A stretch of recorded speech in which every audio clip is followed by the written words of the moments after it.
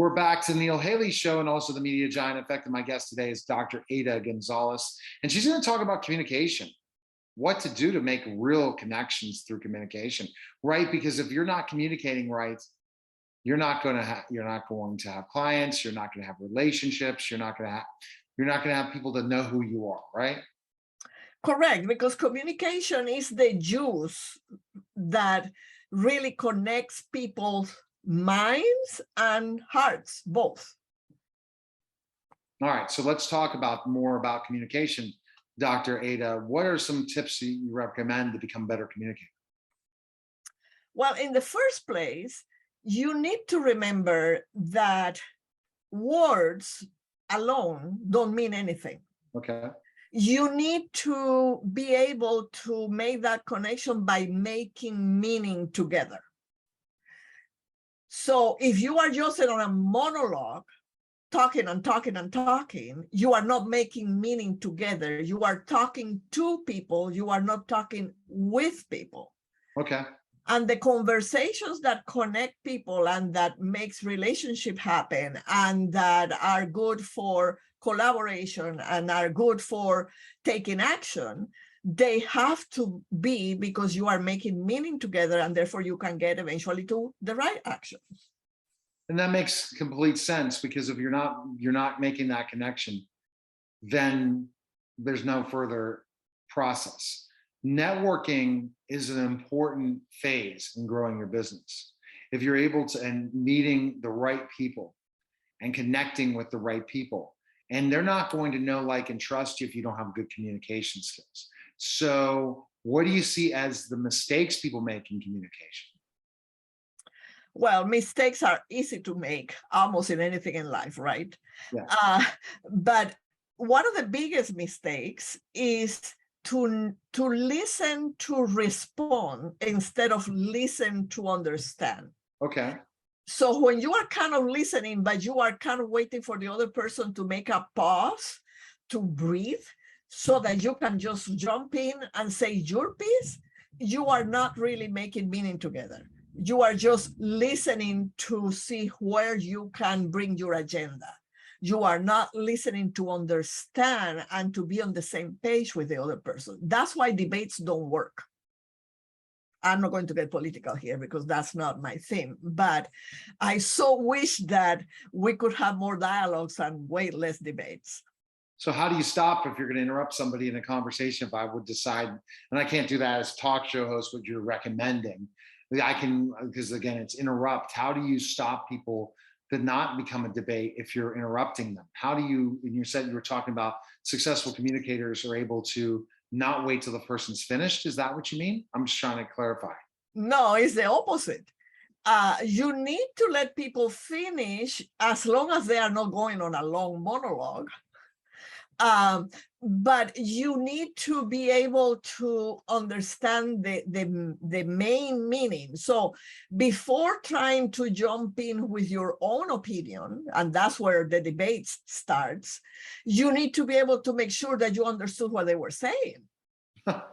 Yeah.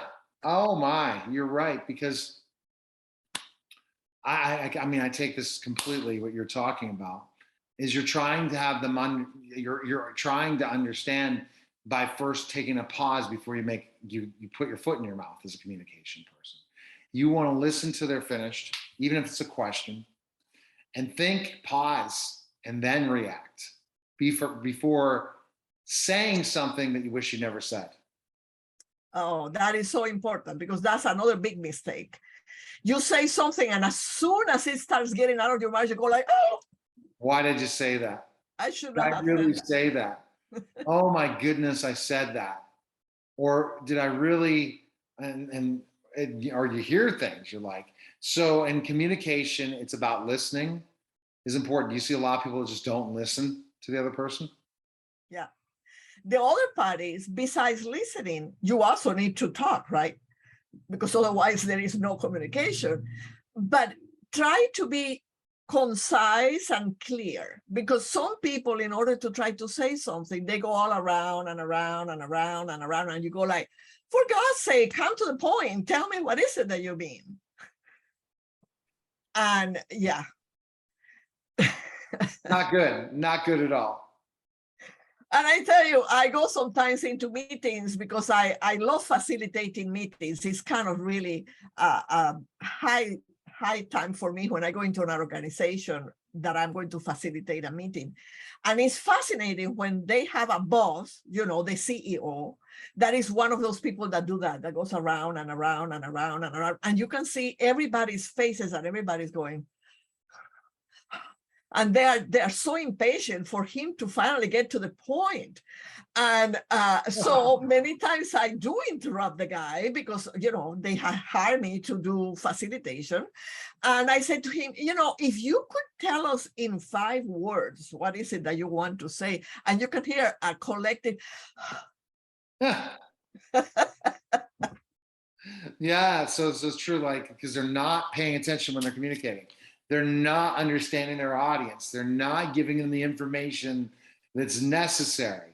Like when I did my talk today, Dr. Ada, I really wanted you guys to feel comfortable who you're going to come on the show with. And I don't know how many podcast interviews some of the people have done, but also to give them those tips and tricks to be a successful guest. Because you want to think about when you're talking and communicating to your audience, if it's a big group of people or one person, that they get something out of it at the end of the day. If they don't get anything out of it, if you're communicating to even one person and they're not getting you, that's a big problem, right? That's correct. So that's why, besides listening to understand, you need to be able to talk clearly so that others can understand you too, and not being afraid to ask the right questions.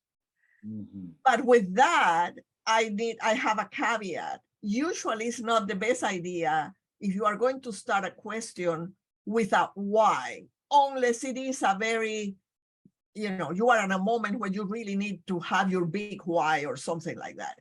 But the moment you say, why did you say that? The other person becomes defensive. And most likely will answer like, I don't know. I mean, if any of you have had teenagers ever in your house, and you have been trying to have a conversation and they come up with something totally off the wall, and you say, why did you say that? They go, I don't know. But if you say, what do you mean by that? Or if you say, when did that happen? Or what is it that you want? Then you get more information instead of defensiveness. Okay, so Dr. Ada, where's the best place people can find information on you and learn more about you? Where can they go? Well, I have a website that is Transformative Conversations, and I wrote a book by that same name, by the way. And on that website, if you go Transformative Conversations /calendar, you can schedule a conversation with me. Conversations are important. And Dr. Ada, it will help you through that process if you have difficulty with communication. I appreciate it, Dr. Ada, and thanks for stopping by. Hey, thank you for having me. I enjoyed our interview. Yes, thank you too. You're listening and watching The Neil Haley Show, and we'll be back in just a moment.